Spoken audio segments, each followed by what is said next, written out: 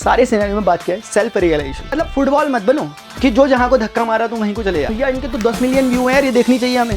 हाँ तो देख लो, फिर शामिल हो जाओ तुम भी, भीड़ में जमात में शामिल हो जाओ तुम भी। स्ट्रैटेजी सिर्फ रोड मैप दे रहा हूँ आपको, रोड मैप। इससे कभी मार्क्स नहीं आएंगे, लेकिन गारंटी दे रहा हूँ अगर लेक्चर्स दोगे उससे मार्क्स आएंगे आपके। अगर आप लेक्चर्स जाकर देखोगे जो एफर्ट्स मैंने पुट किए वो एफर्ट्स बोल रहा है आपके सामने, यहाँ पे मैं नहीं बोल रहा। Hello students, how are you all? Join to all of you. 5-7 minute की सिर्फ बातें करने वाला हूँ, कम से कम बातें करूंगा, और सिर्फ वो बातें करूंगा जो आपके लिए अभी रिलेवेंट है इस सिनेरियो में जब आप प्रिपरेशन कर रहे हो। बहुत से स्टूडेंट पूछ रहे हैं सर कि ट्यूशन्स हमारे छूट गए, नहीं समझ आ रहा है ये वो सब, पता नहीं कितनी बातें आप कर रहे हो। सीधी सी बात, मैं यहाँ पे आपके साथ सिर्फ ये डिस्कस करने आया हूँ, एक अपना एक्सपीरियंस आपके साथ रखने आया हूँ। कुछ मुझे जो लगता है पॉइंट्स जो आपको ध्यान में रखने चाहिए या जिन्हें आप फॉलो करो तो शायद आपका भला हो सकता है। देखो ऐसा तो नहीं है कि वीडियो देखोगे तो सबके 100 आ जाएंगे, ऐसा नहीं है। It will depend on your efforts also, कि आप कितने एफर्ट लगा रहे हो, इन सब बातों पर ये डिपेंड करेगा। सिर्फ मेरे उपदेश दे देने से चीज़ें नहीं हो पाएंगी। मैं तो सिर्फ आपको एक हल्का सा रास्ता बता सकता हूँ कि यार ये तरीके होते हैं, ये स्ट्रैटेजीज होती है, इनको फॉलो करोगे तो हो सकता है। लेकिन अगर आप फॉलो नहीं करोगे तो कोई बात नहीं, आपके लिए स्ट्रैटेजी वीडियो रह जाएगा, मेरे लिए एक व्यू आ जाएगा, बस खत्म हो जाएगी बात यहीं पर। लेकिन अगर आप इसको फॉलो करना चाहते हो तो सुनो, अब मैंने कैसे कैसे क्या क्या चीज़ें करी है। 100 मार्क्स की मैं बातचीत कर रहा हूँ यहाँ पर, स्टेट बोर्ड की मैं बात कर रहा हूँ, उत्तराखंड बोर्ड की मैं बात कर रहा हूँ, उसमें ये मार्क्स लाने की मैं बात कर रहा हूँ। स्टेट बोर्ड मतलब ये जहाँ पर आपने पॉइंट का भी अगर गलती कर दी तो फिर आपका नंबर सीधे ही उड़ता है, स्टेप मार्किंग का चक्कर नहीं होता वहाँ पर उस समय की। और अभी के स्टेट बोर्ड की बात नहीं कर रहा, काफ़ी समय पहले की स्टेट बोर्ड की बात कर रहा हूँ, अपने ज़माने की बात कर रहा हूँ, ठीक है। उस समय ये चीज़ें करना काफ़ी अपने आप पे इंपॉर्टेंट, बहुत बड़ी बात बनी जाती है। आज की डेट में तो 99 100 आना काफ़ी ईजी होता है। बच्चा बोलता है कि मैंने 92 उसने एक्सपेक्ट किए थे और उसके आगे 100 ऐसा चल जाता है आज की डेट में, लेकिन उस समय ऐसा कुछ भी नहीं चलता था। तो ऐसी सिचुएशन में कैसे प्रिपरेशन करनी चाहिए, क्या वो चीज़ें होती है, इससे करना चाहिए। मैं आपको प्रिपरेशन में बताऊं, जब 12th की मैं बात कर रहा हूँ, मैथ्स के पेपर में मुझे सबसे बड़ा जो डर था वो टाइम का था।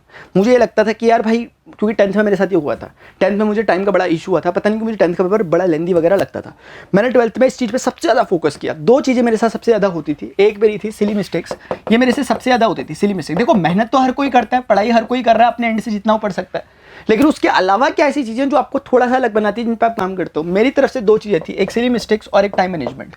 एक टाइम को मैं मैनेज नहीं कर पाता था, ये मेरी 2 बड़ी प्रॉब्लम्स थी। और अच्छी बात यह कि मैंने इन दोनों प्रॉब्लम्स को मतलब इनको मैंने रिकॉग्नाइज किया। मुझे समझ में आया कि मेरी ये 2 प्रॉब्लम्स है, अपनी जो प्रॉब्लम्स है, लिमिटेशंस है, उन्हें एक्सेप्ट करना जरूरी होता है।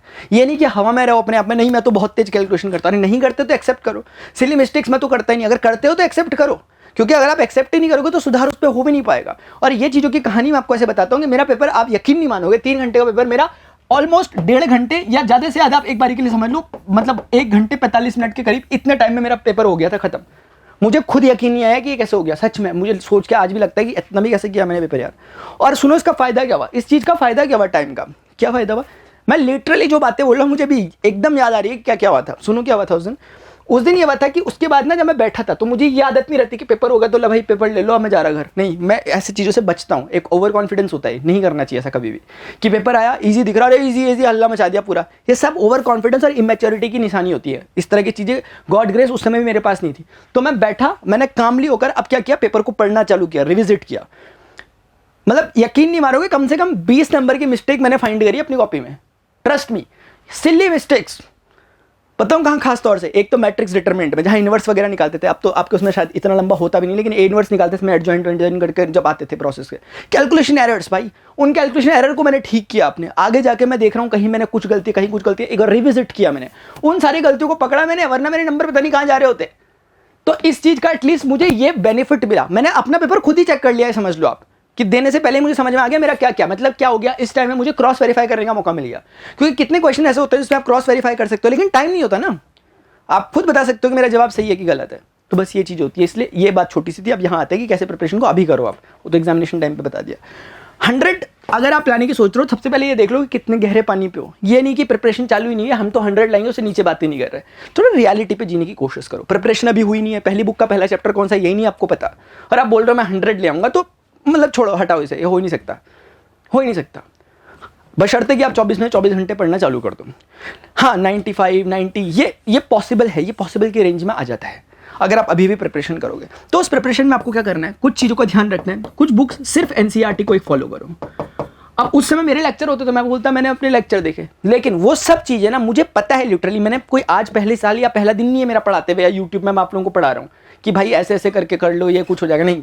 इतने साल से पढ़ा रहा हूँ और मैं पहले ही कह रहा हूँ कि आप लोगों से पहले कोविड के बच्चे, जो उससे पहले के बच्चे थे कोविड के, 2017 में लगा लो, उसकी समय की बात कर रहा हूँ, तब से पढ़ा रहा हूँ यूट्यूब में। उस समय के बच्चों का आप सिलेबस एक बार पता करने की कोशिश करना। रैशनलाइज हुआ है आपका सिलेबस 2-3 बार, तब से अब तक आपकी चीज़ें उड़ गई, आपको पता भी नहीं आपके सिलेबस में ये भी था, वो था उनके सिलेबस में, इतनी चीज़ें। उसके बावजूद बच्चों ने अच्छा स्कोर किया। आप एक बार यूट्यूब में जाकर देखना, 2000 वीडियो लेक्चर्स जो बना रखे मैंने, उसमें आप बच्चों के इंटरव्यूज भी देखने को मिलेंगे। मेरे मैथमेटिक्स को पढ़ाया हुआ तो मिलेगा। तो इतना एक्सपीरियंस है, उसके आधार पे बातें बोल रहा हूँ, उसके आधार पे बोल रहा हूँ। चाहे आपको कोई आजकल के आए हुए लोग कुछ भी कहें, लेकिन मैं कह रहा हूँ एनसीईआरटी बस। अगर आपको सुनना है तो सुनो, अदरवाइज कोई बात नहीं, आगे बढ़ो। एनसीईआरटी बुक को सिर्फ फॉलो करो, इसके क्वेश्चंस को फॉलो करो ज़्यादा से ज़्यादा। जब मैं कहता हूँ एनसीईआरटी बुक, तो इतनी चीप थिंकिंग मत रखना कि एनसीईआरटी मतलब एनसीईआरटी क्वेश्चन उठ के आ जाएगा, ऐसा कभी भी नहीं होगा। ये तो मैं पहले ही लिख के बोल रहा हूँ। अगर आ गया तो फिर तो लानत ही है बोर्ड जो पेपर आपका बना रहे हैं उन पर। एनसीईआरटी की बुक से क्वेश्चन कभी नहीं आएगा, लेकिन ये समझ लो उसके पैटर्न से क्वेश्चन बाहर आएगा भी नहीं। और अगर आप लेक्चर्स फॉलो करते हो, अगर अभी तक आप मेरे लेक्चर्स फॉलो कर रहे हो, मैं गारंटी दे सकता हूँ कि आप उन क्वेश्चंस को निपटा दोगे जो भी आएंगे। सैंपल पेपर देख के आपको आइडिया लगी गया होगा। दूसरी बात आपको क्या ध्यान रखनी है, अगर मैं ट्यूशन की बात करूं, ट्यूशन में क्या होता है ना, अगर आपको सेल्फ रियलाइजेशन, अगर आपको खुद से पता है कि मुझे क्या पढ़ना क्या नहीं पढ़ना, आपको कोई जरूरत नहीं ट्यूशन वगैरह की। मैं ट्यूशन क्यों नहीं जाता था, क्योंकि मुझे दूसरे का पढ़ा हुआ इतना क्लैरिटी समझ नहीं आता था, मुझे खुद के एक्सपेरिमेंट्स करना अच्छा लगता था। और ये समझ लो आपको अपना टाइम देना पड़ेगा, इससे कोई कॉम्प्रोमाइज़ नहीं हो सकता। आप सोचो कि मैं अपना टाइम मस्ती मुस्ती में भी गुजारूं और मेरे यहाँ 100 में 100 भी आ जाए, मज़ा नहीं आएगा, आपको खुद नहीं आएगा मज़ा, आपको वैल्यू नहीं होगी आपके 100 की। आप बोलोगे इसमें क्या है यार, आ गए हो तो। जब तक आप खुद एफर्ट्स नहीं डालोगे ना, फिर आप 90 मार्क्स पे अगर लाते हो आउट ऑफ 100, आपके लिए 100 के बराबर है अगर आपने खुद मेहनत की है। इसलिए मेहनत करो, अपने टाइम को सब डिवाइड करो। मतलब क्योंकि सिर्फ आपको ऐसा नहीं करना कि आप सिर्फ और सिर्फ मैथ्स पढ़ने में लगे हुए और में डब्बा गोल, ऐसा नहीं। आपको सारे सब्जेक्ट पढ़ने, तो आपको प्रायोरिटाइज करना पड़ेगा किस सब्जेक्ट में आपको ज़्यादा प्रिपरेशन की जरूरत है। आपके पास दब्बा के टाइम है, टाइम आपके पास इतना है अभी कि आप चाहो और तरीके से चाहो। ऐसा नहीं कि एक चैप्टर है तो एक दिन में हो जाएगा, नहीं, 2-3-4 दिन लो आराम से, भी इतना टाइम है आपके पास, आराम से लो, लेकिन टाइम को अच्छे से यूटिलाइज करो। जल्दीबाजी और हड़बड़ाहट में मत जाओ। मैं ज़्यादा पॉइंट नहीं कहना चाहूँगा, यही 2-3 पॉइंट है बस, इन पॉइंट को ध्यान रखो। और सबसे इंपॉर्टेंट इस सारे सिनेरियो में बात क्या है, सेल्फ रियलाइजेशन। खुद का जो ये है ना इंटेलिजेंस, उसका यूज़ करो। ऐसा नहीं कि कोई कुछ बोल रहा है, तुम किसी ने, मतलब फुटबॉल मत बनो कि जो जहाँ को धक्का मारा तुम वहीं को चले जा रहे हैं। खुद का भी ये यूज़ करो इंटेलिजेंस, समझ जाओ कि क्या चीज़ मेरे लिए करने लायक है और क्या चीज़ मेरे लिए छोड़ने लायक है। ये नहीं कि इन्होंने कहा ये स्ट्रैटेजी, अरे भैया इनके तो 10 मिलियन व्यू हैं यार, ये देखनी चाहिए हमें, हाँ तो देख लो, फिर शामिल हो जाओ तुम भी, भीड़ में, जमात में शामिल हो जाओ तुम भी। अगर थोड़ा सा भीड़ से हट करके सोचने की कोशिश करोगे, आइडिया लेने की कोशिश करोगे कि क्या सामने खड़ा हुआ इंसान क्या बोलना चाह रहा है, डिस्क्रिप्शन में जाके एक बार वीडियोस देखोगे, क्लिक करोगे, वीडियोस को समझोगे। स्ट्रैटेजी सिर्फ रोड मैप दे रहा हूँ आपको, रोड मैप, इससे कभी मार्क्स नहीं आएंगे, लेकिन गारंटी दे रहा हूँ अगर लेक्चर्स दोगे उससे मार्क्स आएंगे आपके। अगर आप लेक्चर्स जाकर देखोगे, लेक्चर्स देखोगे, जो एफर्ट्स मैंने पुट किए वो एफर्ट्स बोल रहा है आपके सामने, यहाँ पे मैं नहीं बोल रहा, क्योंकि मुझे पता है कि जो बच्चा उनको देखता है वो अगले दिन आकर बोलता है कि सर यार हाँ मिले आप। और अक्सर गलती क्या होती है कि बच्चे को 12वीं क्लास वाला बच्चा मुझे लास्ट के 1-2 महीनों में पता करता है, बोलता है सर यार आप पहले से मिल गए होते। मैं बोलता हूँ भाई तुम्हें फुर्सत कहाँ थी पहले मिलने की, तुम्हें तो पहले सर्च ये कहाँ करते थे तुम कि 3 डायमेंशनल ज्योमेट्री सर्च कर लिया, या फिर तुमने सर्च कर लिया इंटीग्रेशन, डिफरेंशिएशन, रिलेशन फंक्शन। तुम तो सर्च करते थे 10 दिन में कैसे नंबर लाएं, स्ट्रैटेजीज, ये स्ट्रैटेजी, वो स्ट्रैटेजी, माइंड स्ट्रैटेजी, हाथ को ऐसे करो, ये स्ट्रैटेजी नहीं होता। पढ़ना पड़ेगा आपको। अभी मैंने कहा मेरी बातें जितनी भी तुम्हें बेकार लगी होंगी, हार्श ट्रूथ है, बोलना पड़ता है आप लोगों को, क्योंकि आप सीधी और मीठी बातें समझ नहीं पाते, या फिर आप मीठी ही बातें समझते हो, लेकिन उससे अल्टीमेटली आपका कोई फायदा होने नहीं वाला। 10 मीठी बातें मैं भी आपसे कर सकता हूँ कि फोड़ दोगे, फाड़ दोगे, ये कर दोगे, वो कर दोगे, लेकिन करोगे क्या सच में? हो नहीं पाएगा। लास्ट में कहीं ना कहीं तुम उल्टा मुझे ही बोलोगे कि यार इनकी वजह से ही हुआ, भले मेरे तक तुम्हारी आवाज़ पहुंच नहीं पाएगी। इसलिए मैं नहीं चाहता कि तुम ऐसा कल को बोलो। अभी कितनी तुम्हें बातें अजीब लगने, कितनी कड़वी बातें लग ले तुम्हें, लेकिन अल्टीमेटली अगर इस कड़वी दवाई का कुछ एक मीठा फल अगर मिल पाता है तो मैं समझता हूँ वो बेहतर है आपके लिए भी और मेरे लिए भी। डियर स्टूडेंट्स, अभी के लिए इतना ही। फॉलो करो इनको, डिस्क्रिप्शन में जाओ, देखो लिंक्स को फॉलो करो। फिजिक्स के जो नोट्स वगैरह मैंने बना के रखे हैं, 100 वन शॉट्स हैं, मैथ्स के 1 शॉट्स हैं, उनको फॉलो करो, पढ़ना चालू करो। नीचे लिखो Day 1 स्टार्टेड, ऐसा कुछ लिखो एटलीस्ट। अपने डे को अपने हिसाब से कस्टमाइज़ करो।